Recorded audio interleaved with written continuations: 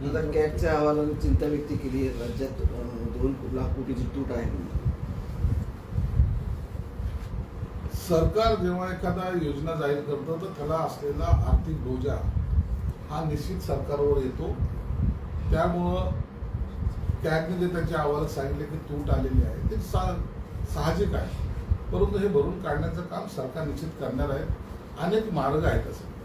त्या मार्गाने या वेळेला येणारा जो अर्थसंकल्प आहे तो परिपूर्ण राहील.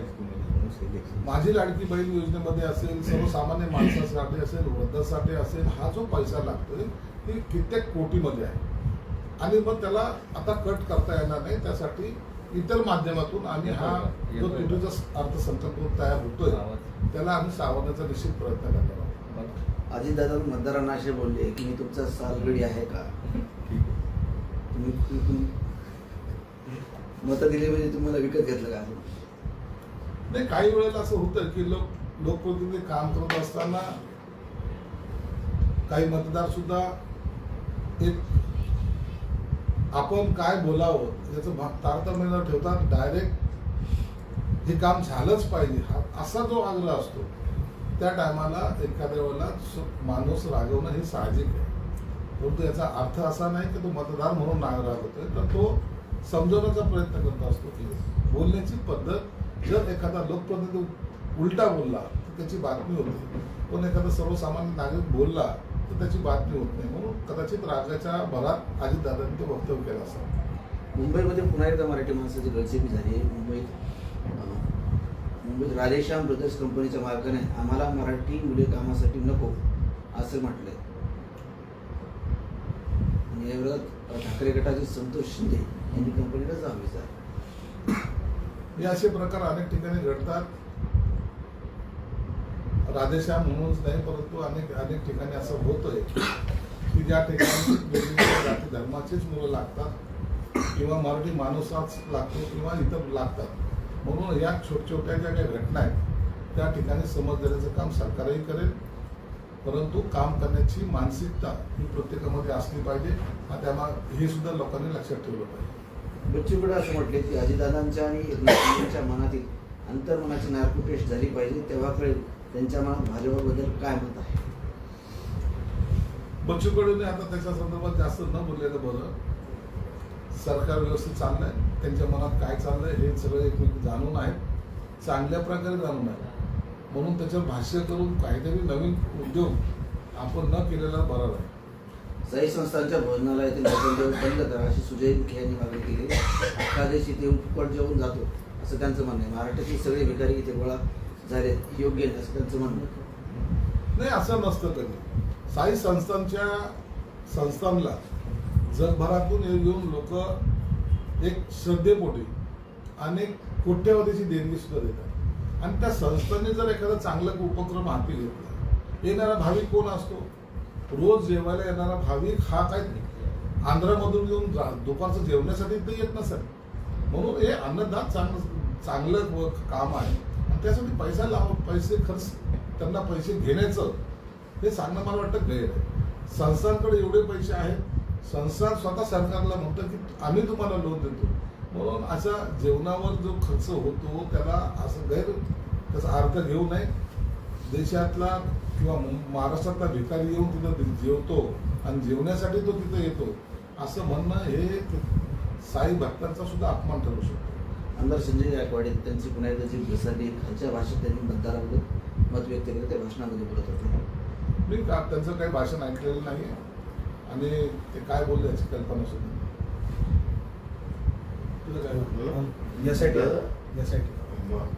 मराठवाड्याच्या हक्काचं 65% पाणी अभ्यास दौऱ्या समितीने 8% पाणी मराठवाड्याचं कपात करण्याची शिफारस मुख्यमंत्र्यांकडे केलेली आहे. आधीच दुष्काळ आहे, 65% पाणी सुद्धा आपल्याला कमी होतं, त्यात पुन्हा 8% डिडक्शन आहे. हा प्रकार आता 2 प्रांतामध्ये वाद होऊ शकतो. मराठवाड्याचे मंत्री म्हणून तुम्हाला काय माहित, कारण दुष्काळाचा झळा तुम्ही सुद्धा बघितला.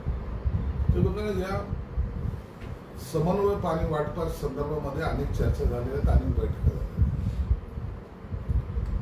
आणि जो करार हा झालेला आहे त्या पद्धतीने पाणी हे मिळालं पाहिजे. दरवेळेला कोर्टात जाणे, सुप्रीम कोर्टापर्यंत जाणे हा काही लोकांचा फॅशन झालेला आहे. जे हक्काचं पाणी समन्वय वाटप पाण्याची जी काही प्रक्रिया ठरलेली आहे त्या पद्धतीने मिळायला पाहिजे, याच्यात कुणाचंही दुमत नाही. आम्ही कुणाच्या हक्काचं पाणी घेत नाही हे आम्ही वारंवार सांगतो. परंतु आता काही एक कमिटी नेमली, त्या कमिटीने जो काही अहवाल तयार केलेला आहे तो वन साइड अहवाल तयार केलेला आहे, ज्याच्यामुळं पुन्हा मराठवाड्याचं 8% पाण्याची कपात होणार आहे.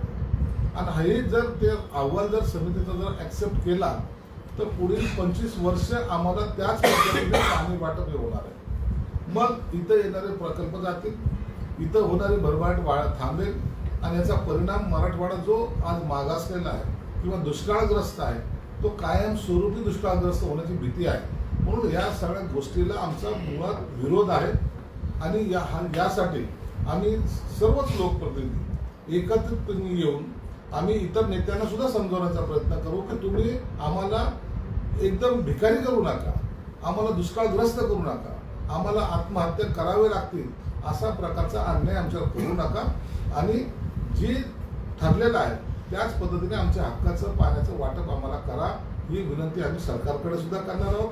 म्हणून या समितीने जो काही अहवाल दिला आहे तो अत्यंत चुकीचा आहे, त्याचा आम्ही विरोध करणार आहोत. बीड प्रकरणावरून सुरेश धस हे अजितदादा यांना टार्गेट करतायत, खुलेआम अजितदादांना ते चॅलेंज करतायत, दादांवर टीका करतायत, तर त्यांना रोखणार कोण असं अमोल मिटकरांनी सीएमला प्रश्न विचारला. मी वारंवार सांगतो, बीड प्रकरणामध्ये आता पोलीस यंत्रणा एवढी आक्रमक किंवा कार्यरत झालेली आहे की त्यांनी आता त्यातले सर्व आरोपी आता पकडलेले आहेत. त्यांना त्यांचा तपास करू द्या. त्यांनी जी काही मेहनत घेत आहेत त्याचा आउटपुट आता यायला सुरुवात झाली. अशा वेळेला देशमुख झालेली हत्या हा भाग वेगळा राहिला आणि राजकारण तापायला लागला असं एकत्र दिसतं. मी कुणाची साईड घेत नाही, परंतु यामुळं समाजामध्ये निश्चित दरी निर्माण होते, समाज एकमेकांच्या विरोधात उभा राहतोय आणि याच्यामध्ये काही राजकीय नेते हे एकमेकांच्या विरोधामध्ये दंड ठोकवत आहेत. म्हणून तो सामाजिक क्लॉज जो झालेला अत्याचार आहे, जो अन्याय झालेला आहे त्याच्यावर शिक्षा कशी होईल याकडे सर्वांनी लक्ष दिलं पाहिजे. उद्या एखाद्यावर नेत्यावर आरोप करणं, परवा एका नेत्यावर आरोप करणं, मग तो जो महत्व जे गांभीर्य त्या घटनेला आहे ते कमी होईल. म्हणून मला तरी विनंती मी सर्वांनाच करणार आहे की अशा गोष्टींमध्ये तुम्ही राजकारण आणू नका. ऐकलं तर ठीक, नसता उद्या त्या जिल्ह्यामध्ये बिघडणाऱ्या राजकारणाला सुद्धा ते लोक जबाबदार राहतील. तिथे गायकवाड यांनी एक भावना व्यक्त केली की दोन्ही पवार कुटुंबीय आणि ठाकरे कुटुंबीय यांनी आता एकत्र आलं पाहिजे आणि मला आनंद वाटेल. त्यांनी मध्यस्थी करावी ना, एकत्र आले पाहिजे, एकत्र राहिले पाहिजे हे कोणाला सगळ्याला वाटतं. म्हणजे मध्यस्थीची भूमिका ज्येष्ठ म्हणून त्यांनी वठवावी.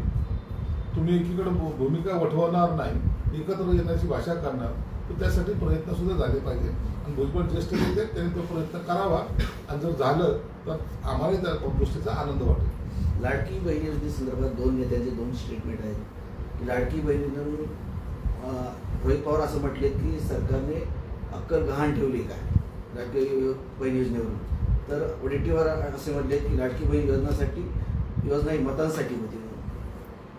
लाडकी बहीण योजनेसाठी निश्चित आम्ही अक्कल गहाण ठेवलेली आहे, ठेवणार आहोत आणि ती तशीच राहणार आहे. आमच्या आखणीचं जर तुम्हाला एवढंच वाईट वाटत असेल तर तुम्ही स्पष्टपणे सांगा की मुख्यमंत्री माझी लाडकी बहीण योजनेला पैसे देऊ नका. मग त्या लाडक्या बहिणी तुम्हाला कशा जोड्याने मारतील ना ते तुम्हाला कळेल. वाटत नाही, सरकार आहे, सरकार एखादी चांगली योजना आणते त्याच्यात तुम्ही आमची अक्कल काढताय.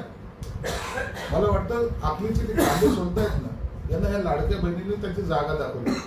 आम्ही निवडणुकीपुरतं राजकारण केलेलं नाही, आम्हाला ही योजना चालवायची आणि कार्यरत ठेवायची.